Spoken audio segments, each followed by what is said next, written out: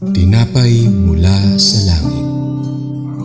A daily morning devotion with CRC family.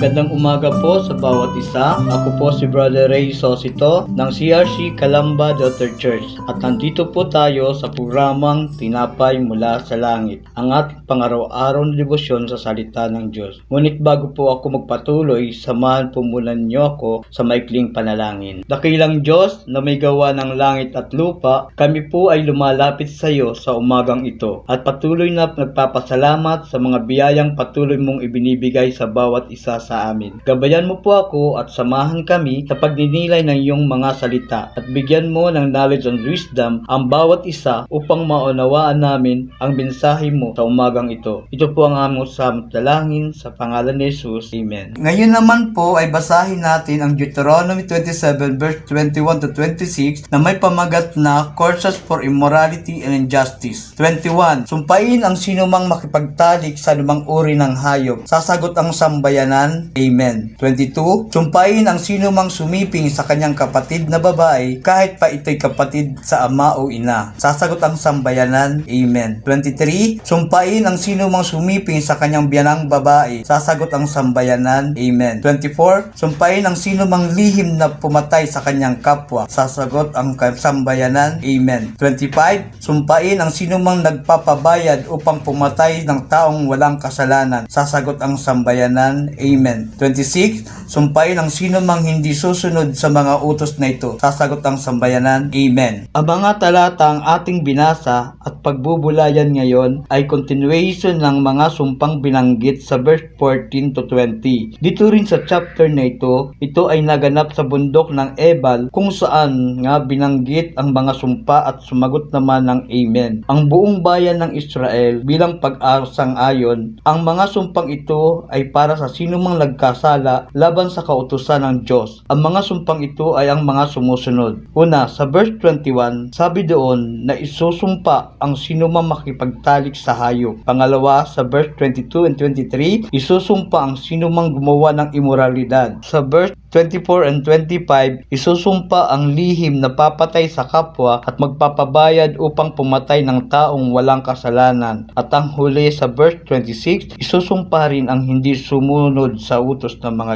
ito. Mahalaga sa Diyos ang moralidad at tamang relasyon sa pamilya. Ang mga pinagbabawal na gawain sa talatang ito ay nagpapakita na dapat nating igalang ang katawan natin at ang pamilya natin ayon sa disenyo ng Diyos. Kinamumuhian ng Diyos ang pagpatay na lalo na kung ginagawa ito ng pataksil o ginagawa ito dahil sa suhol. Dapat tayong maging tapat sa ating kapwa at hindi maging instrumento ng kasamaan. Ang mga sumpang ito ay nagpapaalala sa atin na ang Diyos ay makatarungan at hindi nagpapabaya sa kasalanan. Sa ating panahon, mahalaga na tayo ay maging tapat sa mga kautusan ng Diyos at ipakita ang ating pananampalataya sa pamamagitan ng ating mga gawa. Ang pagsunod sa Diyos ay tanda ng ating pagmamahal at pagpapahalaga sa kanyang mga utos. Sa huling talata, sa verse 26, ipinapaalala sa atin na ang hindi susunod sa kautusan ng Diyos ay isusumpa. Sa panahon ngayon, alam natin hindi natin kayang sundin ang buong kautusan. Kaya kailangan natin si Jesus bilang ating tagapagligtas. Siya lamang ang makapagligtas sa atin mula sa sumpa ng kasalanan. Sa atin pong pagtatapos, kung tayo ay patuloy na susunod